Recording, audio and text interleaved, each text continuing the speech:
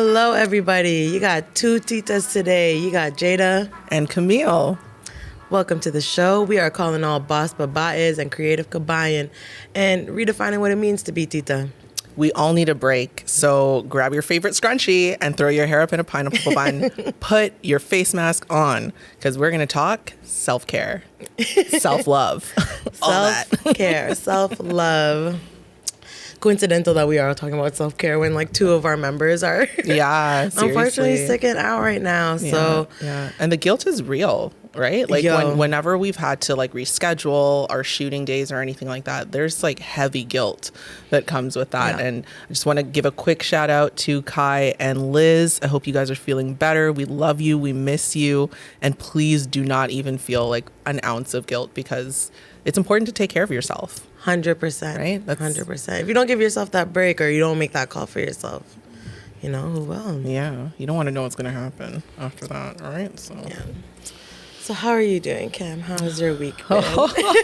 We're going to go there. Okay. Yeah, let's start there. And it's not like you asked me anything crazy. It's just, how was your week? And I'm like, ooh, where do we start? Right. Things have been busy, which is great. I'm really grateful. But with busyness, comes fatigue. I'm tired. I'm not going to lie. Yes. Yeah. Oh my gosh. Yeah. And especially some of the days, like I can even go to bed and I'm like, okay, when I wake up in the morning, this is what I'm going to do. This is my plan. Yep.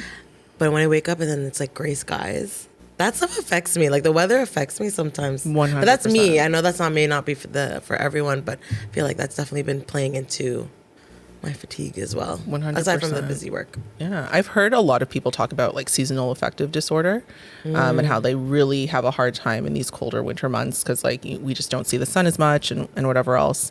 I know for like I'm in the same boat. Like gray skies, definitely. Like when I wake up and there's no birds singing, there's no sunshine, I'm like, where am I? Can I get some blue sky? You know what I mean? Like just one of those things. Something. Like, you know, like it's hard. And I actually used to in my 20s, I used to tan during the winter a lot, like in a tanning bed. Yeah, it really helped. It was like a 20-minute vacation every week that I would take to help me just kind of boost my mood. They even have like alarm clocks now where it's like a timed, like it'll start as a more dim light and then it grows to wake you up as opposed to like an abrupt alarm. Oh, nice. Audio. That's nice. Like what are they called? Like happy lamps or something? Like something like that. Where they like they're supposed to mimic the sunshine. Yeah, that's awesome. That's cool. Huh? Who has that?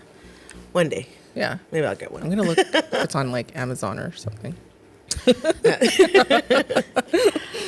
Oh man. Okay. Yeah. So I guess what we're gonna do is we're just gonna ask each other some fun questions about self-love. I feel like this is the perfect week to talk about something like this since it's January, or at the end of January. Actually, it's February now. So. Yeah, and this is like the good. Yeah.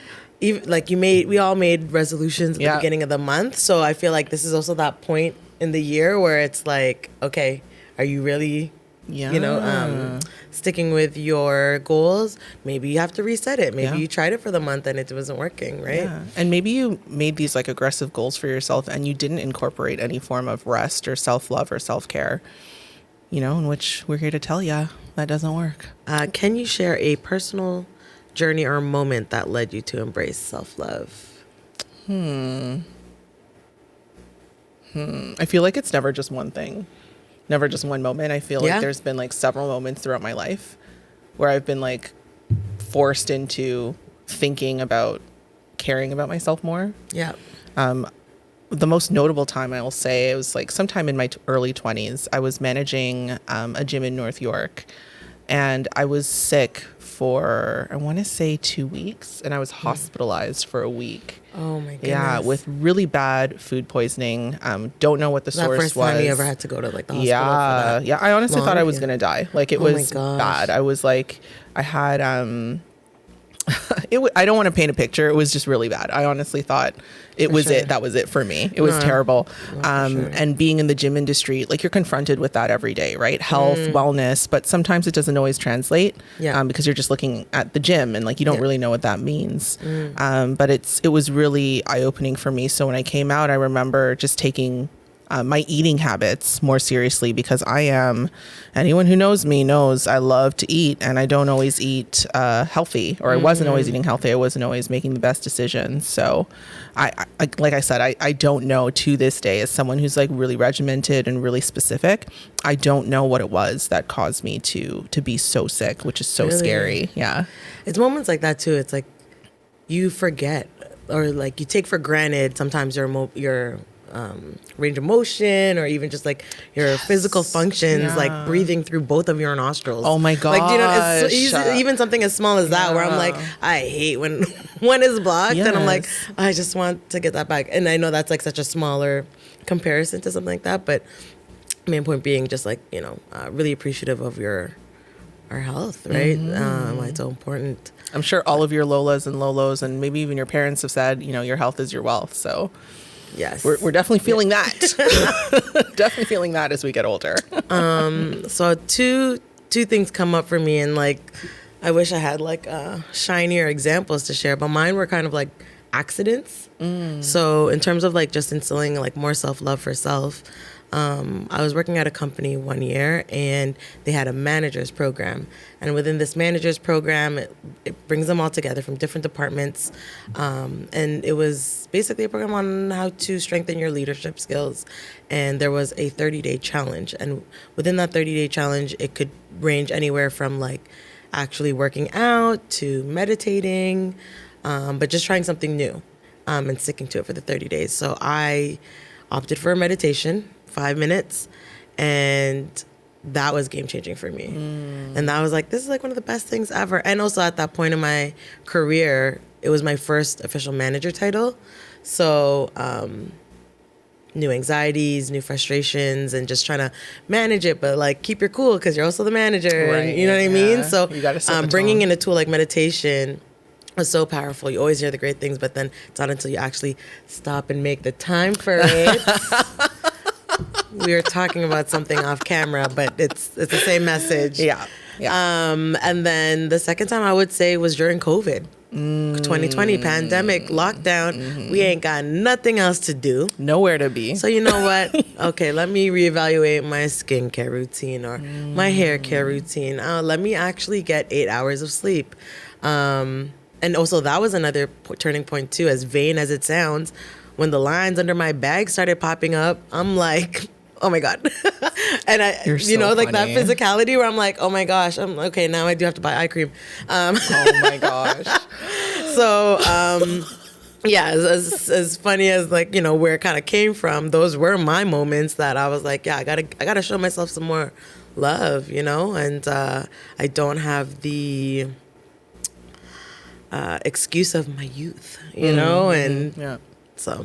That's so interesting because you said something, you were saying a lot of things, and it made me think of mental well-being. And I feel like the two are different. Self-love and mental well-being are different, but they're like best friends. Yes. Right? Yin and yang. Yeah, right? Sure. Like you can't really have one without the other. And self-care, like just to clarify, like it doesn't have to be slowing down. It doesn't have to be slowing down. For some people, I know like a lot of people like to run, and that's their self-care, right? It's getting active. It's going to the gym. Like I know for myself, like, yes, of course, I agree. Like I do meditations. Mine are guided because my head's too loud. Yeah. Right? My head's too loud. So I need to use guided meditations. And, other than that, like I have to go to the gym, and I'm not doing like a HIIT workout or anything, but like a 20-minute walk on the treadmill, or like even a 10-minute walk, like something. It's does better wonders. than nothing. Yeah. Like if I'm just lying there, like don't get me wrong, I've definitely learned to slow down, especially during COVID and you know, the effects thereafter. But I find that for myself personally, if I'm too slow, like it's need bad. to do something. Yeah, like it'll almost reverse into laziness. So you're going from one end of the spectrum to the other. I actually, no, you know, right? Now that you bring that up, you're right. There are times where I'm like, I just can't get the motivation to get out of bed. But then I'm like, oh, I can't get up. I'm not tired. Like, I'm too lazy. But then I think of like the weeks where I'm like, I actually work out, and the energy levels in comparison, it's such a difference. Sorry. I have a bad habit of that. Sometimes I feel like I jump sentences and I don't have connectors, so it's fine. I can just hear myself. No, anyways, it's cool. Candid. Yeah. Sorry, now I lost my train of thought. No, that's there. cool. You made a good point about like going to the gym and just like having that better energy level when going to the gym. Like I've had, there was the first week that I actually worked out in January. Still struggling with it, if you want me to be honest. But it took so much motivation to get me to the gym. And I'm like, oh, but I'm tired. Like I could also just like go to bed earlier as my excuse, but I forced myself. And then the next morning, it's like I popped out of bed and I was like, whoa. Versus like all the other days prior that I was like struggling. So working out is definitely a great outlet for that. Right. I find that my body like yells at me sometimes like, hey, like how come we're not moving? Like, you know, if I'm at the desk for too long, and it's like those little nudges, like I do firmly believe that our body is like trying to tell us what to do, where to be, what to go, right? Like we have those cues, like our body is very smart, but we shut it down because we're like, no, I got to get this chapter typed up or something. I don't know. That was a terrible example. She's writing a book. Right? I don't know. Or whatever it is. Like I think just even getting up when we get those nudges for like a couple minutes, right? Or even just like stretching, touching your toes, stretching your hips or whatever, because I can spend hours at a desk. I love a good stretch. I'll say that for sure. Nothing quite like a good stretch. Let's see. Okay. What advice would you give to someone struggling to prioritize self-love in their life? This is a hard one for me. I think it's so easy for me to be like an idealist or like even like, I guess you could say like, I guess some people call it like toxic optimism. I don't know if that's if I fall into that category really, but I am such an optimist that I think sometimes people are like, okay, Camille, like it's not that sometimes easy. I'm like, I know you're probably so annoyed, but Right? I'm like, no guys, really, I believe in us. We Right? can do this. Because like I've seen both sides, right? Yes, and I feel like I do my best to give people examples like of my personal life, because that's the only way that I can really like relate is like I've been there. I've been on one side and I've been on the other, and I've seen what it's like in the middle. Yeah. Right? Like how to get there and how to slip back. Like, you know? Yeah. So I think the biggest thing is really just doing what works for you. It's so easy for me to like rhyme off a list. Yeah. And just be like, yeah, do this, do that, meditate, pray, write a journal. I hate journaling. So anytime someone tells me to journal, I'm like, I want to flip a table. Like, don't tell me what to do. Like, I don't like to journal. But just do what works for you. Pick one thing that you're like, you know, think about a time when you were calm, when you were happy, or like, you know, in your life, and just what were you doing? What's that one thing that you did consistently? Yeah. I didn't say every day, just consistently that brought you joy. Do that. Oh, I like that. Right? Like for me, it started with watering my grass every day. Oh, look at you. I like that. Yeah. So in the summertime, when you come over for our barbecue, you'll see like I take my grass very seriously. Yeah. I invest a lot of time and energy into it. And that's how I've slowed down. Like I water and like I planted a couple of shrubs and like I water them. And like now my nephew comes out with me, you know, sometimes. So it's one of those things, something so simple. Yeah. And in the wintertime, like I have plants that I have to take care of, you know, just so that's a year-round thing. Cause nothing I can do in the winter for my grass. But that in short, it would be just pick one thing that works best for you. Cause what works for you is not going to work for the next person. This is true. But with that being said too, that also means like regardless of whatever that is though, and this goes back to the advice that we were talking about off camera, you got to make the time. Ooh. That's what it is. Yeah, so it's not real, whatever it's not real. it may be. And I was even victim to that. I was like, oh, I'm so busy. But as much as I want to complain, I don't want to complain and then get caught in a current. So it's like, you have to slow down. You have to make that time for yourself to figure out whatever you need for yourself. Yeah. Whatever is going to fill your cup, you know, or to give yourself that direction. So first question that comes to mind, or the next question, I guess, that comes to mind is, you know, we're always working on like self-improvement every day, really, whether it's like career, personal, whatever the case may be. So how do you find your self-love journey has been during those times of self-improvement? For me personally, it can be challenging sometimes, also just because I'm naturally like, I can be an overthinker, which then means like, you know, you can really dig into yourself sometimes, or especially when you're not hitting certain goals that you want. But as long as you kind of have, as long as you have that goal or that vision of yourself and you're working towards that, I think there is something within you that even if you're confused, as long as you sit with yourself and look for that, like, you will get that direction. Like, that voice will come to you to be like, you know, or even if you're doing something and you're doing well in it, but you check in with yourself and you can be like, there's a gut feeling that's like, oh, I know I'm doing well in this, but maybe this is not it, you know? So I don't know, just kind of like touching on checking in with yourself and just like having grace for yourself as you kind of go through this journey. I'm not sure. How about you? Yeah, no, that's perfect. Like, I very much agree. I find that, you know, as a type A personality, shout out all my fellow type A's.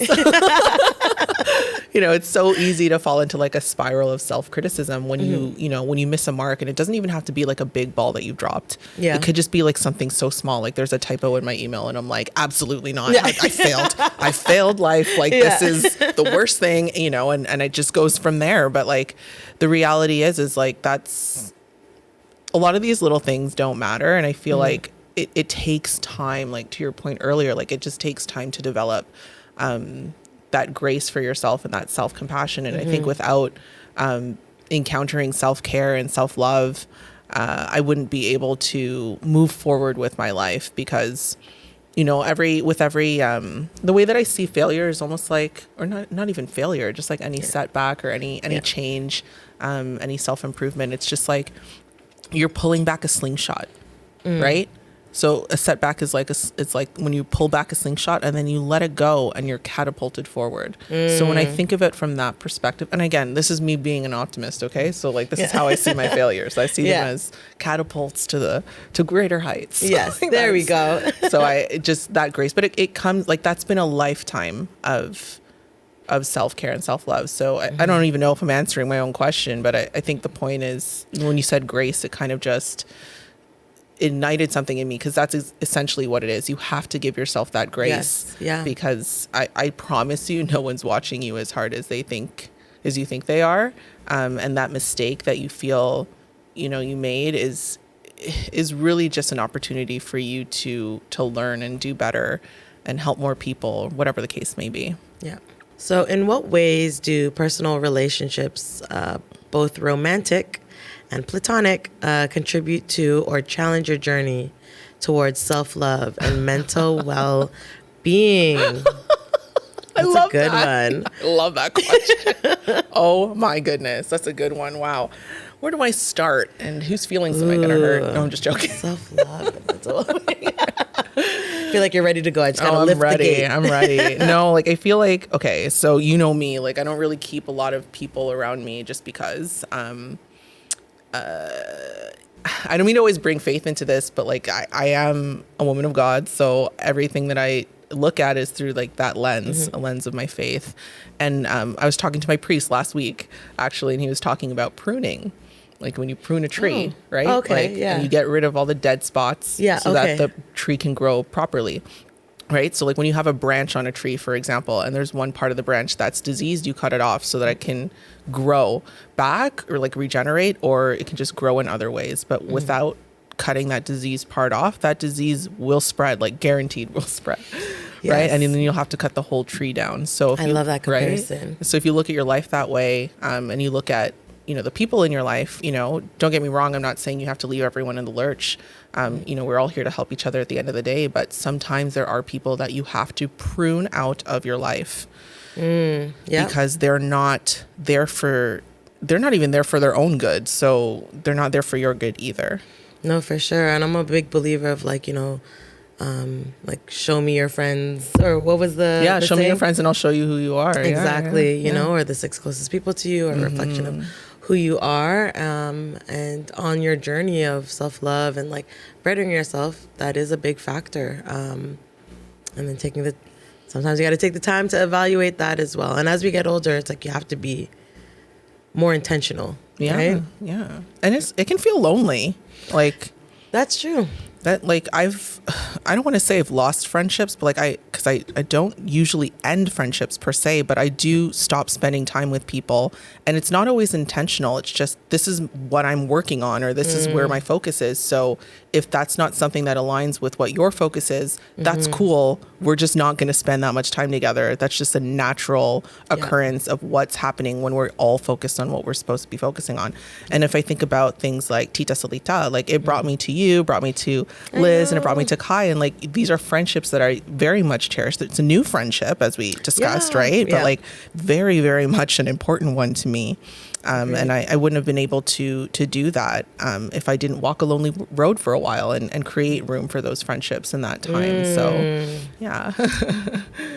I like that. Yeah. And you're right. I like the comparison of the two, as much as we're talking about like relationships. I also think like you can't get into relationships or pour into relationships if you're not pouring from a full cup, right? Or making sure that you're good first and foremost. Hence love. And like, do you have friends that are pouring into you? Like not that relationships are transactional, but like when I think about, using our friendship as an example, like there are so many times that you pour into me and I don't even think you realize you're doing it. Right. So it's like, all I want to do is pour into you too. Like, it's just like this happy, I don't know, just ebb and flow, natural ebb and flow. No one's keeping score. No one's like one-upping or whatever. Like I've heard a lot of interesting things of friendships over the years, but it's none of that. It's just really all love. Like that's all it is. For sure. For sure. Yeah. And also I just want to point on that too. It's just like, when I look at my friends,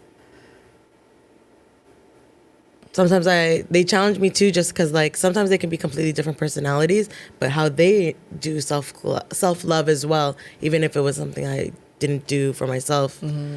It's a good way of being challenged and trying something new. 100%. 100%. I think, okay, this comes up for me. I'm going to say it. Probably going to offend some people, whatever. It's not really a big deal. But like, I feel like a lot of the habits of friends, to your point, like, sometimes the way they practice self-care can inspire you, but on the reverse, it could also be terrible for you. Or be, right? Like, I like, there's, like, I'm not saying that one way is right over the other, but there are some things that I just cannot do or will not do for my self-care. And because I know that it's either just not good for me or like, and in some cases, honestly, I feel like it's perpetuating some of the issues that my friends have. But that's your personal thing. But again, it's not that one way is right over the other. It's just that I know that would never work for me at all. So, I mean, like, do you, right? So just don't expect me to be around for those activities. Don't be surprised. And I'm vocal about it. So it's not the first time you're hearing about it either. Just saying.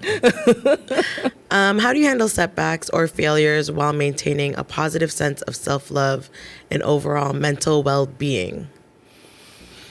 Oh my gosh. I feel like I'm like going through that right now. I know, right? Do you want to chat about it, or do you want me to jump in? How do I handle setbacks or failures? You can take this one. Yeah? Okay. I have like a knot in my stomach now. Again, like I can be very hard on myself. And I think that goes for a lot of us because what's that saying? Like we're our own worst critic, right? Yes. So naturally, like, there's some negative self-talk that occurs. But I think, again, just like from a lifetime of practicing and understanding that that's not the reality, I'm able to counteract those thoughts. So it's almost like I'm having a conversation with myself in my head, like that like the bad guy and the good guy on your shoulders. So it's like in one ear it's like, oh, like, you suck, like you're terrible, like, how are you gonna come back from this? And on the other side it's just like, don't listen to him, he doesn't know what he's talking about, like he's just emotional, he's just hungry, like, little things like that. So I think for me it's just really, what's the truth? That's the question. What's the truth? Right. Everything that we're doing right now also is also like social media. Like everything is social media, right? On the internet. And to your point, like maybe a little too connected, right? I feel like a lot of us kind of struggle with that balance, right? Like turning off socials and doom scrolling. That's a new term now. Doom scrolling? What is that? Yeah, where you go on, specifically, or Instagram or TikTok, whichever. I'm on Instagram. I'm trying to get on TikTok, but but basically you can sit there for hours and you're just scrolling. But it's like you kind of zone out and kind of become like a social media zombie and you just kind of keep going. Oh no. And when you say you're gonna jump on for like 10 minutes, 20 minutes, next thing you know, it's like 2 a.m. and you're like, oh my gosh, I only have 4 hours left for sleep or something. But yeah, like that's a new term now that has popped up. It's so scary, and it sounds like a dark hole. Yeah, well, it is. Yeah. Oh my gosh. Next thing you know, you're like in this like vortex of just like reels and memes and everything. Oh my gosh. But okay, I have I have 2 questions. The first question is, what does that replace? Like when I think about my life in the early 2000s and even in the 90s when I was a kid, it's just like, I used to watch TV.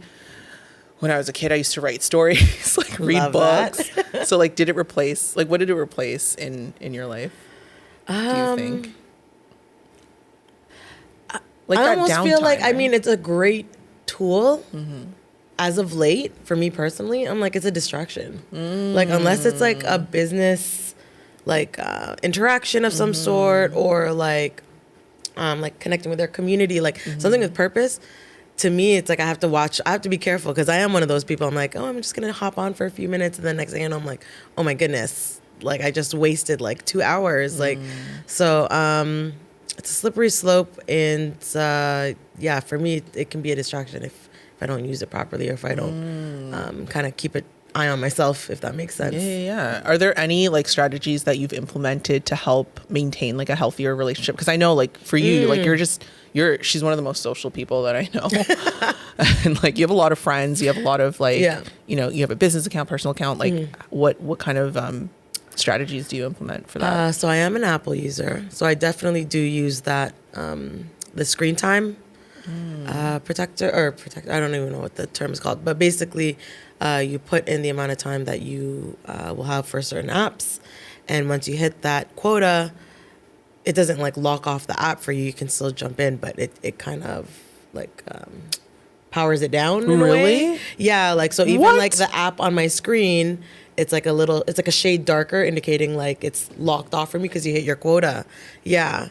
So that tool has been helpful because sometimes I'm like I hit the quota pretty early in the day and then I'm like, okay, don't touch it. What the heck? I did not know that was a really thing. Yeah. Oh my gosh, that's amazing. I was wondering, I'm like, with all this tech, how come there's no more? We need more controls on these things. Like, that's amazing. Yeah, no. So that one has definitely been really helpful, and also just like holding myself accountable because sometimes I also look at it as like, okay, you want to be on social media for 2 hours or use that 2 hours for something more productive for self. So. Wow. Yeah, that tool has definitely helped. And then just reminding myself that I want to be more productive with my time. It's so funny because like before bed, like especially like lately my nights have been a lot later than what I'm used to. And before bed, I usually just I don't like to have screen time before bed, but lately what I've found is because I'm kind of operating from I don't want to say more of an empty cup because that's not really what it is, but like I'm definitely nearing empty at the end of the day because the day is longer. I find that I'm like, I go on this one app. It's called the Redecor app. What's that? So it's a home decor app where you can decorate different styles of rooms. It's a game I want to play. And it's so relaxing, right? Like, because there's different textures and patterns. I love that. It's like calming almost. Exactly. And then you can kind of redirect your attention into like a fun project. Because then the last thing, otherwise, in some cases, especially like, in real estate, you deal with like a lot of time frame or timelines. So it's like deadline. And then sometimes I just go to bed after because it's late. Yeah. So if I'm, I find it's like a calming thing to do because like I don't want to turn on the light and read because like my husband's sleeping or like whatever, right? So I'll just silently be on my phone. And yeah, it's just really calming. And like even that, like he'll nudge me and be like, get off your phone. And I'm like, you don't understand. Like this is I'm choosing some blinds. Right? Like wallpaper. Honestly, because like I really just need to mentally unwind from all the other stuff that I was doing the day. And sometimes that is lying a good down one, and actually. Is not it. Yeah, right. No, like, now that you bring up games, I mean, I have like it's like an iteration of Tetris, but it's like blocks. Oh, the wood ones. Yeah, like those ones. That. Oh my gosh, I'm an old lady. I love to still play solitaire. Oh my god, amazing! And I'm really fast from what my friends have told me. But to your point, those are things that are like it's an app, but it's a way for me to kind of disconnect, unwind for self. Yeah. I just got to make sure I don't stay on it too long. There you go. That's always the thing. Just enough to disconnect. Wow. Yeah. Wow, that's amazing. You just reminded me of something, like, I don't know what you said that reminded me of this, but I remember when BBM first came out. Oh my gosh. Right? Ping. Right? Ping, ping, ping. Ping. It was like MSN, but like for your phone. So it was so fun. I actually had a really hard time. I switched over. I remember I still had like an old school like Apple phone, like whatever the first one was, that big block. Yeah. And there's nothing on there. Like, there isn't really much that you could do. But I switched over to BlackBerry, and I remember talking to my sister, and I was like, how do you turn off the BBM part? I can't deal with this. Like, it's too much. People have too much access to me. I hate it. It's too much. Yeah. Like, it's one thing for me to be social in real life, but like when you have everyone talking to you at the same time on your own time, like that was really hard for me. So even when Instagram came out, I actually, like, I'm not the one who made my account. Oh, someone else made it for me because they were sick and tired of taking photos of me. It was actually a widespread complaint amongst my friends. They were sick and tired of us like going to dinner and whatever, and like not being able to tag me.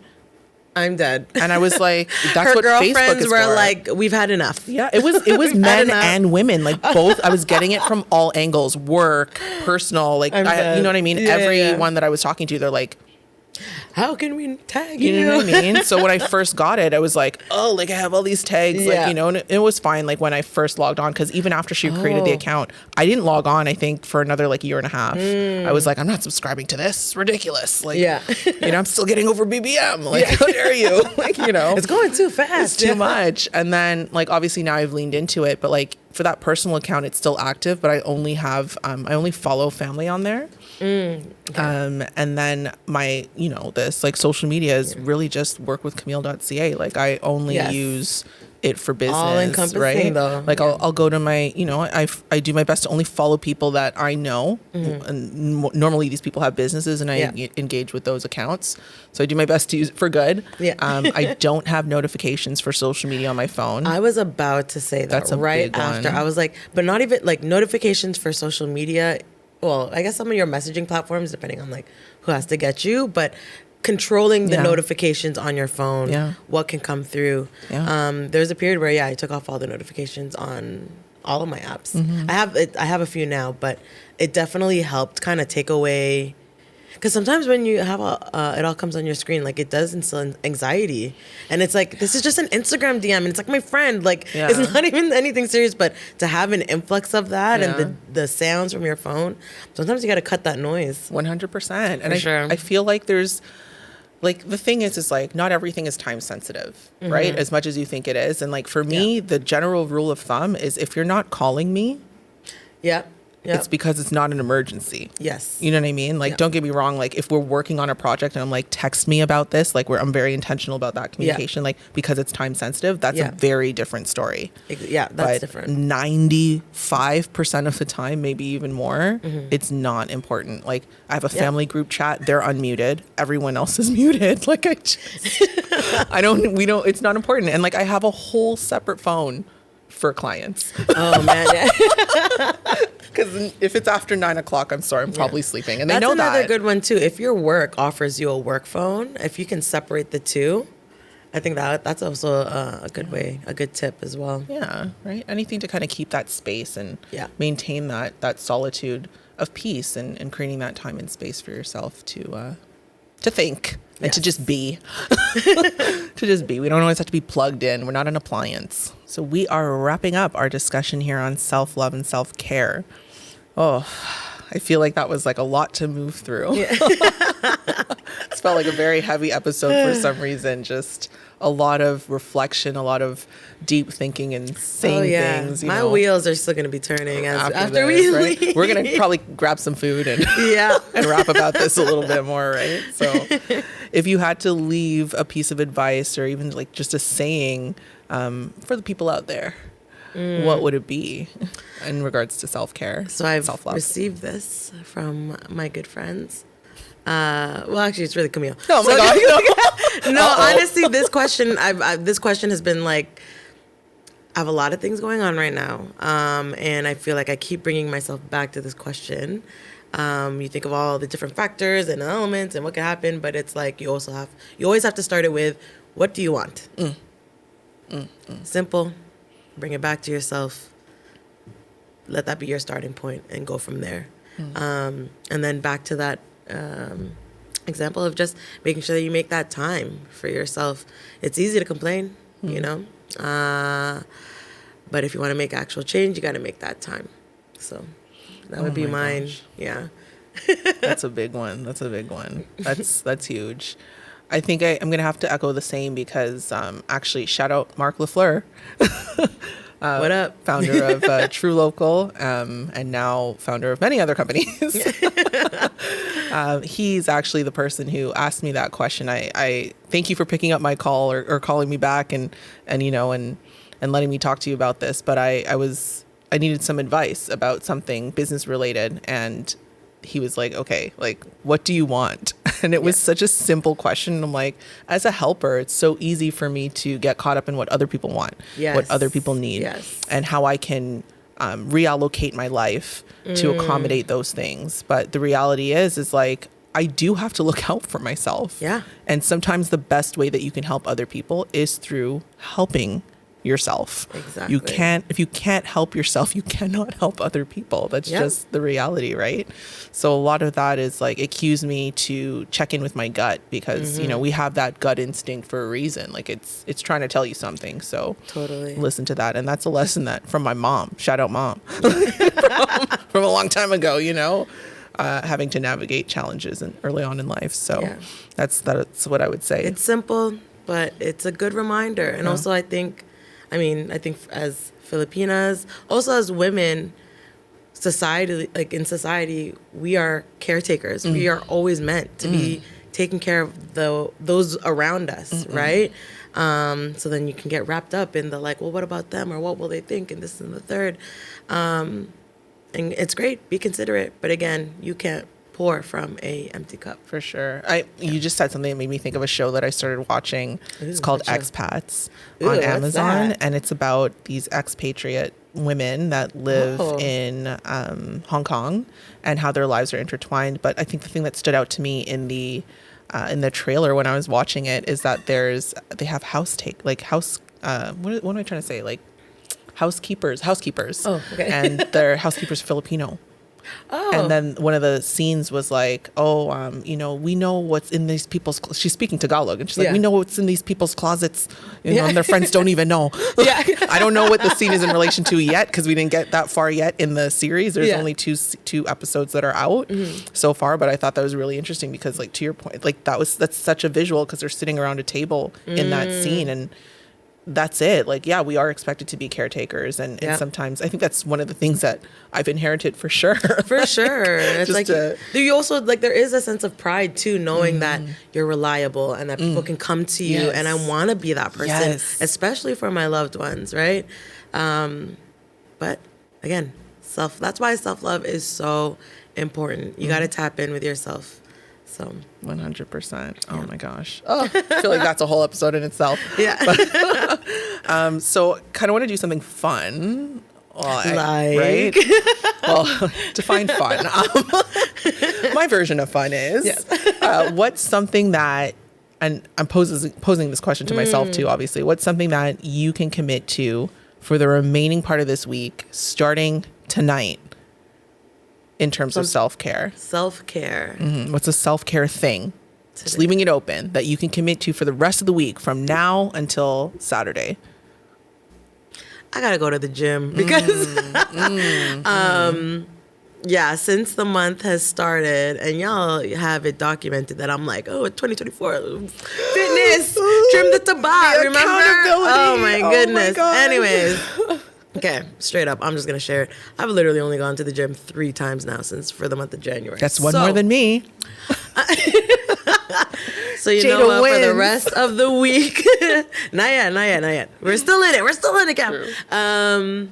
For the rest of the week, I will fulfill my workout days. I love it. Which is, today is Wednesday, Thursday, Friday. 3 more for the week. I love it. I'm going to do the same. I'll do that. I'm going to, not to copy you, but like, that's There very you go. much like my thing. I went once this week so far, and it's, Woo! yeah, so I want to go at least, well, I'm going to go 4 more times. There you go. There you go.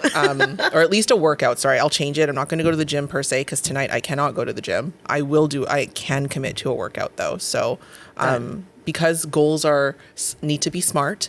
Yes. So it needs to be specific. So I'm going to work out. I need to be able to measure it. So I'm going to work out for at least 30 minutes. It needs to be attainable. 30 minutes is attainable based on my schedule. Let's pull up our calendars right now. Type A is showing right now, but I love it. I was like, I'm like, we have the same goal, but the way you're talking yours through, I was like, yes. Okay, yeah, you're right. I should have said that. Yeah. This is the only way it's going to work. My calendar is open. I can commit.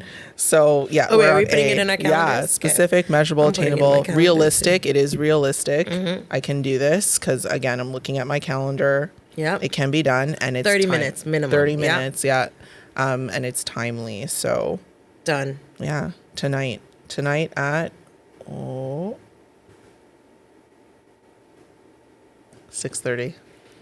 There you go, 6:30? 6:30. It's happening. 5 o'clock. I'm going for 5 o'clock today. Workout. Workout. If I can spell it, I can't even spell it. That's how long it's been. 6:30 p.m. Oh. Okay, and we're good. Add. Done. Because I missed my workout this morning. Update next week then. Oh my gosh. Yeah. The accountability is real. I changed my mind. No kidding. And you know what? I'm just going to take this moment to say one, I love the conversation that we had today.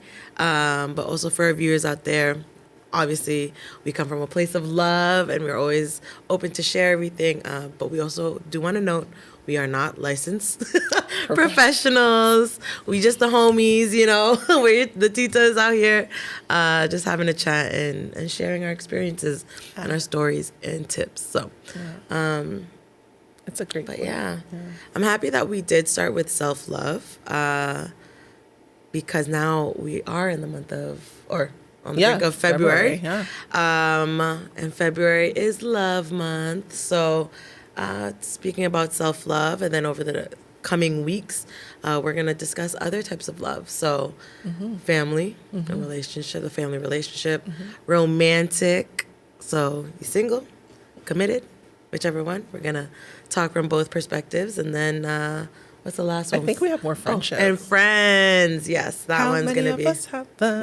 I can't. It's just, that's just. When I hear that song too, Cam, it's your voice. It's not the original anymore. It's your voice that's in my head. Maybe I should practice it and make it my new karaoke staple.